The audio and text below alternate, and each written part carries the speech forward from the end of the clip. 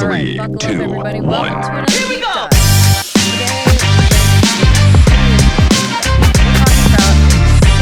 six-stroke engine. And not just any six-stroke engine.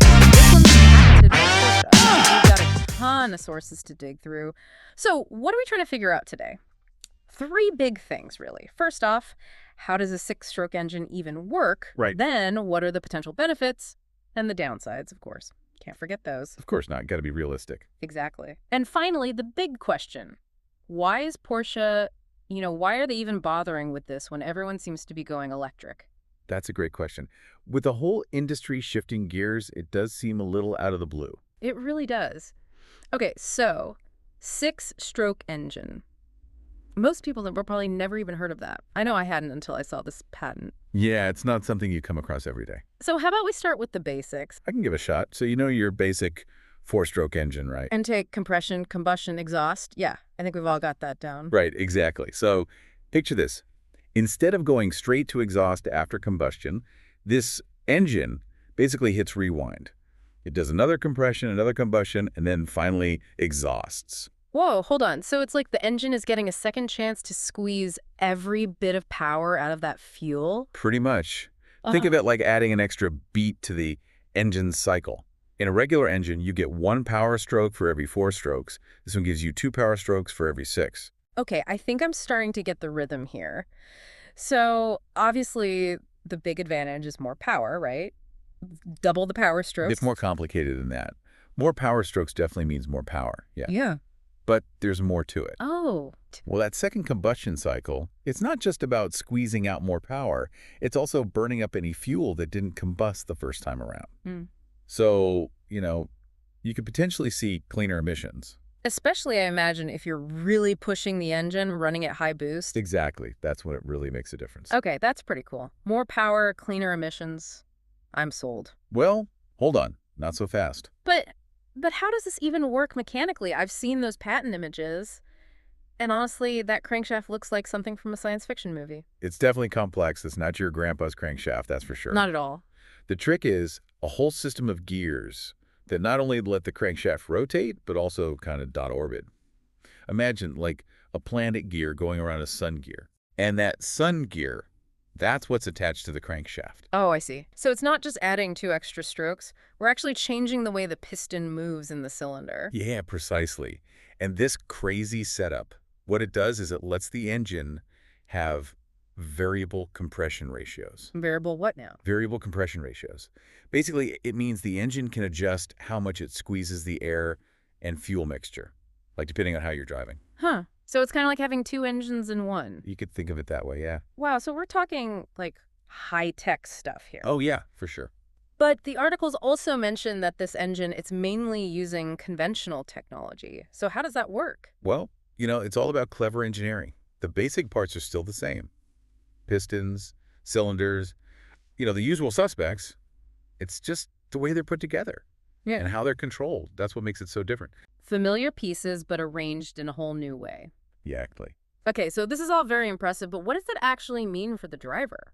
I mean, the sources are throwing around some pretty big numbers when it comes to power gains. Yeah, CarWow.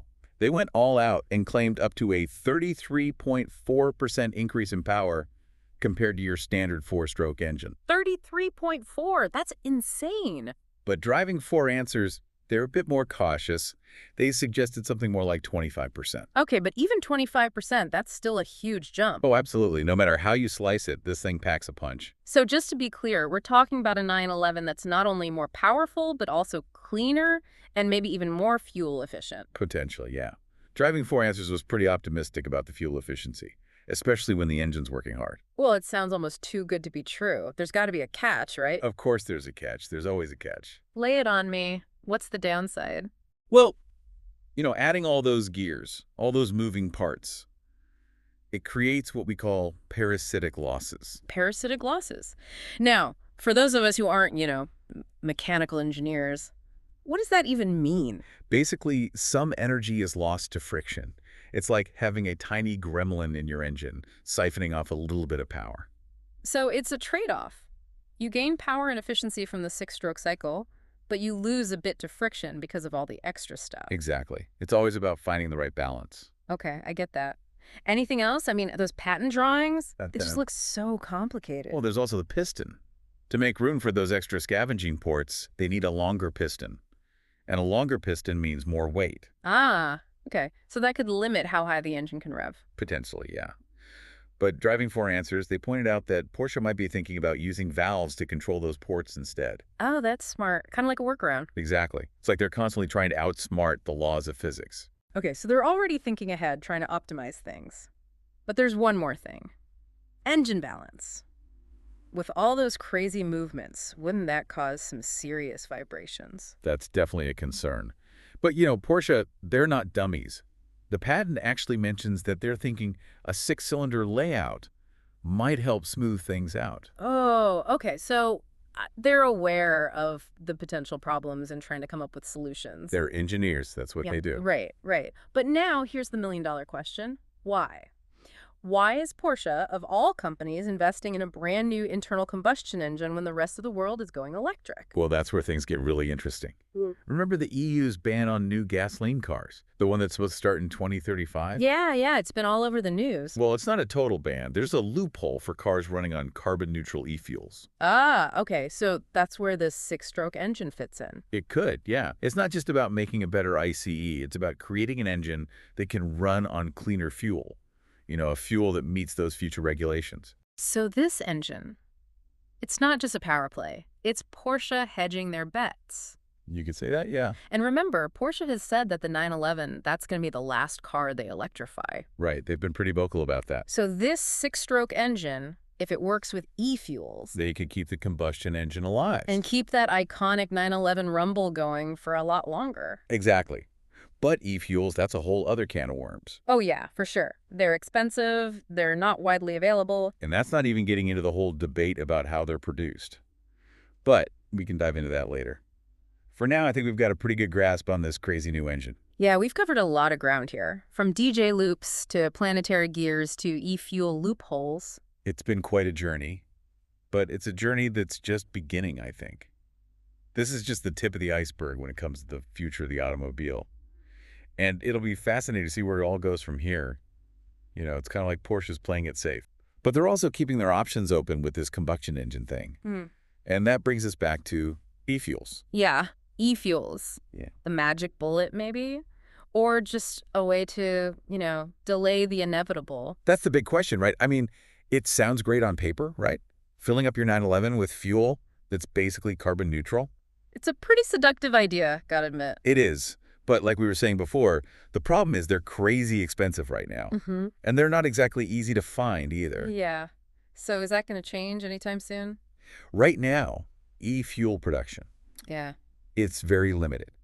And it takes a lot of energy to make. So it's not exactly cost-effective on a large scale? Not yet, no. It's kind of like a chicken and egg situation, right? Yeah, exactly. We need more demand to bring the cost down. But the high cost is keeping people from, actually using them. It's a vicious cycle. It is. But there's another thing that people don't always think about. What's that? The energy source, where the energy to make these e-fuels is coming from. Oh, okay. I thought the whole point was that they were carbon neutral. So why does it matter where the energy comes from? Well, you can't just, create something out of nothing, right? To make these e-fuels, you have to pull carbon dioxide from the air. Then you got to combine that with hydrogen. Right. And all that takes a ton of energy. So if that energy is coming from renewables, like, solar or wind, then yeah, it's pretty low carbon. But if you're using fossil fuels to make e-fuels, then you're not really solving the problem. You're just moving it around. Dude, it's like you got to zoom out and look at the big picture. The whole life cycle of the fuel, exactly. Not just what's coming out of the tailpipe. Right. Okay, that makes sense. So e-fuels, they're complicated. Yeah, there's potential there, Yeah. for sure. Yeah. But there are a lot of hurdles to overcome. And, it's not just Porsche thinking about this. Oh, absolutely not. Yeah. Lots of other car companies are looking into alternative fuels. Yeah, like Toyota, right. Yeah. They're all in on hydrogen. Big time. They've even built hydrogen-powered versions of, like the GR Yaris and GR Corolla. Just prototypes for now, though. Wow. And wasn't there something about Alpine, too? Yeah. They had that hydrogen concept car, the Alpenglow. A crazy endurance racing design. So it's not just electric versus gas anymore. Nope. It's a whole new playing field. And I think that's pretty exciting. The more options we have, the better. Totally agree. Different solutions for different needs, Absolutely. But let's get back to Porsche for a minute. Even if e-fuels do become like a real thing? Mm. And even if this engine works as well as they say it does it really change the game for Porsche?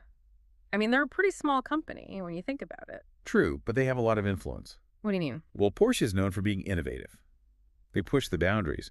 If they can actually make this combustion engine thing work in a world that's trying to get rid of carbon, Other companies might follow their lead. it could happen, yeah. It could change the whole industry. So it's more than just a new engine, it's a whole new, like a new philosophy. Maybe, yeah.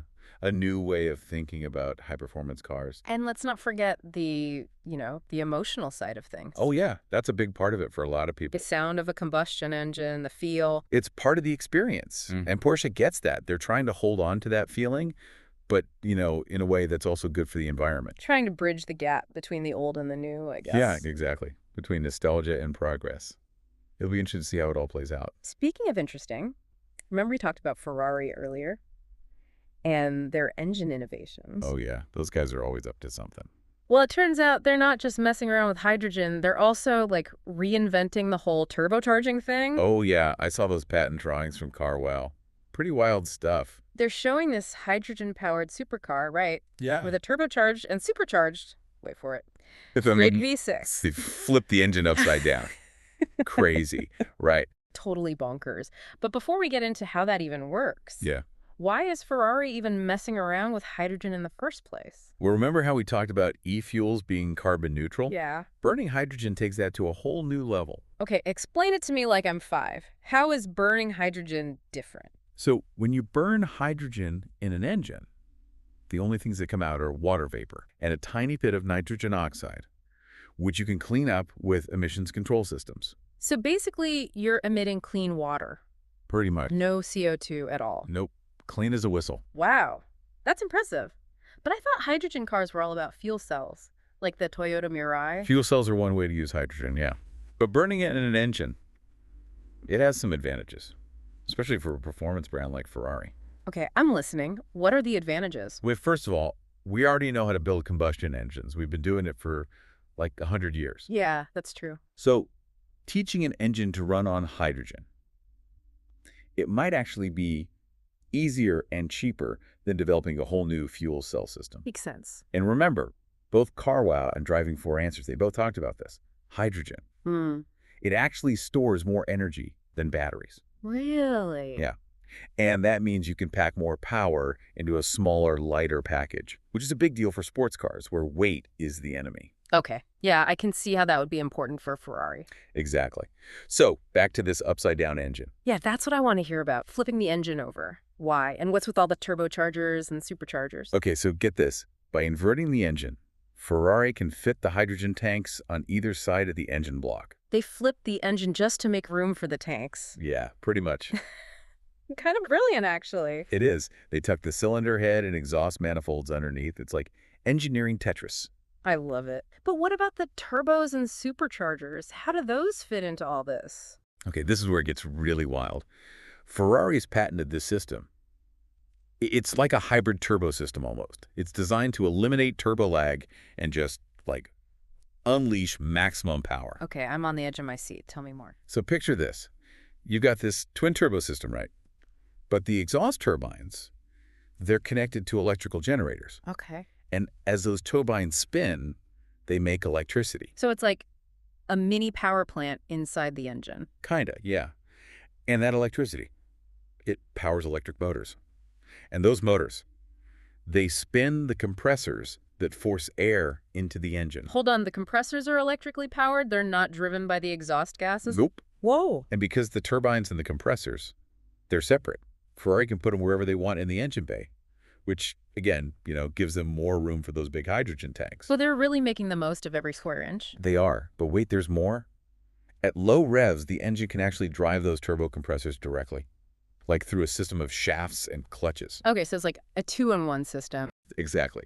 Mechanical at low revs, exhaust-driven at high revs.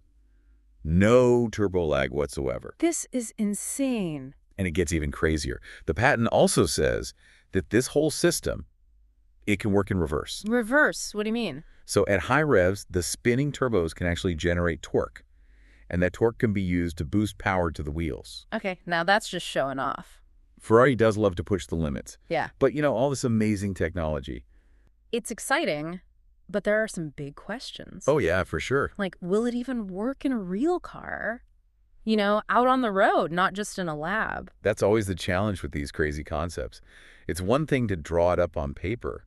Building it, making it reliable, that's a whole different story. And for a brand like Ferrari, reliability is everything. Oh, absolutely. Their customers, they expect the best. They want a car that performs flawlessly, not one that's always in the shop. And let's be real, all this fancy tech, it can't be cheap. No way. How much is this thing going to cost to build? Yep. And how much will the car itself cost? It's probably going to be out of reach for most people. Yeah, this is probably going to be one of those halo cars. The kind of car that's more about showcasing what they can do, not something you see every day on the street. But even if this specific engine never makes it into production, It could still have a big impact. yeah, if Ferrari can figure out how to make hydrogen combustion work, it could change everything. Absolutely. Just like we were talking about with Porsche and their six-stroke engine. Right. If these high-end brands can make combustion engines work in a world that's trying to go green, It could be a game changer for the whole industry. it's pretty exciting to think about. It is. We could be looking at a future where performance cars are actually sustainable. Yeah, where you don't have to sacrifice performance to be eco-friendly. And that's something worth getting excited about. Definitely. It just goes to show you innovation can come from anywhere.